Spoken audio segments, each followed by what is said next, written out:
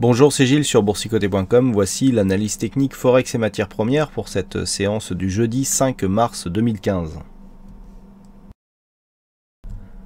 Avec une paire de devises euro-dollar qui persiste et qui confirme son mouvement baissier, puisqu'après avoir cassé ici cette zone de résistance des 1,1115 qui était le précédent point bas significatif qui avait été marqué ici le 23 janvier, eh bien nous avons continué, donc on s'est enfoncé ici et puis sous l'effet Mario Draghi, on a eu un petit mouvement comme ça d'aller-retour et regardez où on s'est arrêté, je n'invente pas, le plus haut de cette bougie 1,11,14,8, donc quasiment au dixième de pips près sur la zone ici des 1,11,15 puisqu'on est à 2 dixièmes de pips sur cette zone qui avait déjà été marquée ici.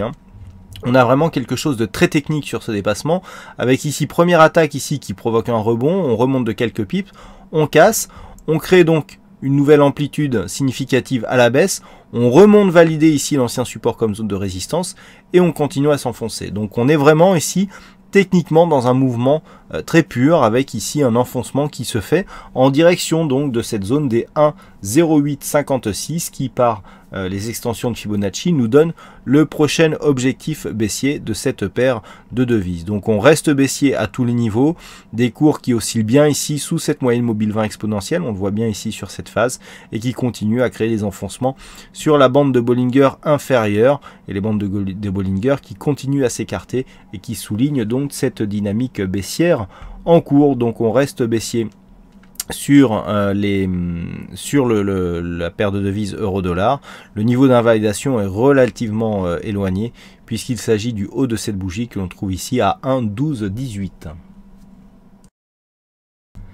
Et enfin sur l'or, eh bien cette journée nous donne un très beau cas d'école ici où tout simplement nous remarquons qu'il faut replacer cette zone de résistance puisqu'en fait elle n'est pas significative de la manière dont elle est tracée, donc je vous propose de le faire en direct.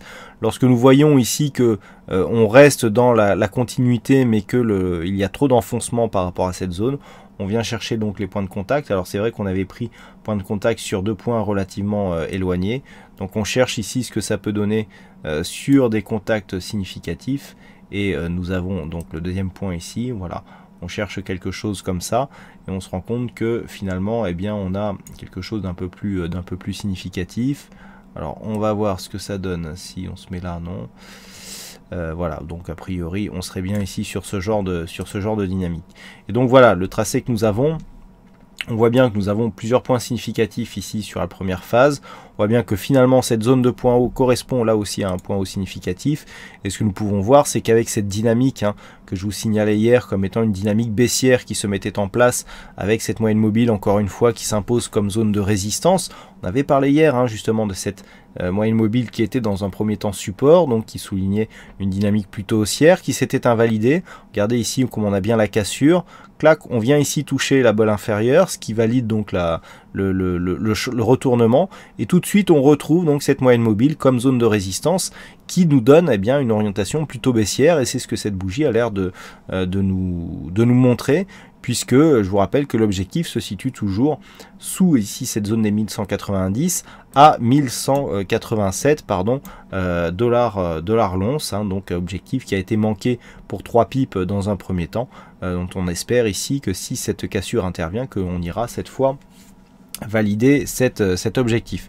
Le point d'invalidation de ce mouvement baissier se situe sur ce point haut significatif qui se situe à 1223,30 dollars l'once. Et enfin sur l'or, je dirais un petit peu comme attendu, c'est plutôt sur finalement la configuration baissière qui est en train de gagner, si j'ose dire, puisque nous avions ici soit le choix de repasser ici, de casser cette zone de résistance et de casser cette ancienne zone de support qui était aussi en train de devenir résistance pour valider la poursuite d'un mouvement haussier, ou alors de repartir ici à la baisse en direction des 1187, ce qui était le scénario privilégié.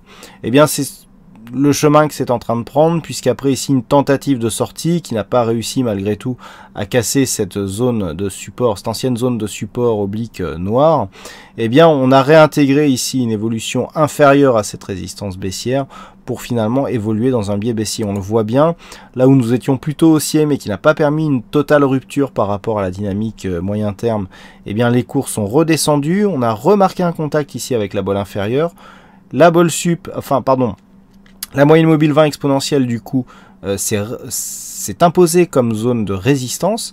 On le voyait bien ici, on était support sur cette moyenne mobile et là sur la cassure contact bolle inférieure, on revient sous cette zone comme résistance et on commence à multiplier donc les contacts avec la bolle inférieure.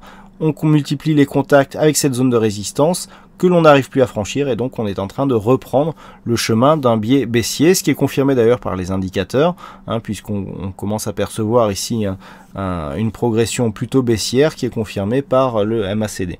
Donc l'objectif, toujours cette zone des 1190, puis 1187 $ l'once, puisque sous cette zone, eh bien c'est cette zone qui est l'objectif depuis maintenant la rupture de cette zone que nous avions ici à 1223 $ l'once, avec un retour donc sur cette zone des 1187, voire un retracement total ici sur la zone des 1167 $ l'once.